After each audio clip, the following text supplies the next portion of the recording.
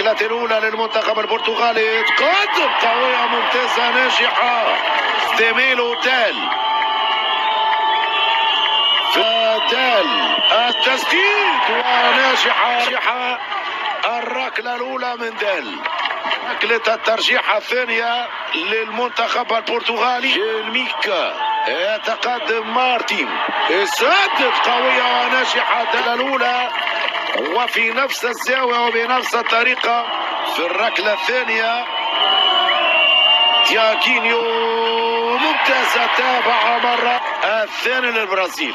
الركلة الثالثة للمنتخب البرتغالي، سانتي فيردي يتقدم فيردي وناجحة بعد الأولى والثانية في الزاوية اليوم. في الركلة الثالثة للمنتخب البرازيلي، سواء للحارس أو للمنافس لوكاس ممتازة متعادلة إلى حد الآن 3-3 للمنتخب البرتغالي من يوان بيريرا.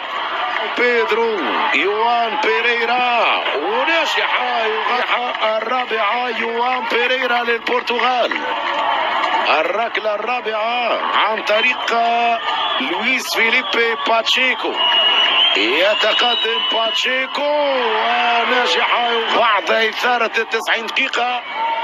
الحارس روماريو في الركلة الخامسة أمامه بيدرو، روماريو ضيع، مش ممكن روماريو. على مرمى جواو بيدرو، قوية وبعيد. ركلة خامسة وأخيرة، ركلة تتال البرازيل. روان يخفق، روان أخفق روان، ومال البرتغال تبقى قائمة على القام. كرة روان بابلو يضيع. الركلة السادسة لجواو أراغاو، ممتاز التنفيذ، باقية في مكانه من جواو أراغاو.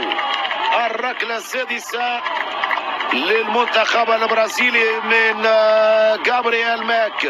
ماريو كونيا، جابرييل ناجحة ممتاز التنفيذ. 5-5 في ركلة الترجيح بين البرتغال والبرازيل. في الركلة السابعة للمنتخب البرتغالي في سد جوزينيتو، ممتاز التنفيذ، ناجحة. 6-5 للبرتغال. كانديدو ضم أنجيلو، كانديدو ضيع البرتغال في النهاية. البرتغال في النهاية في ركلة الترجيح.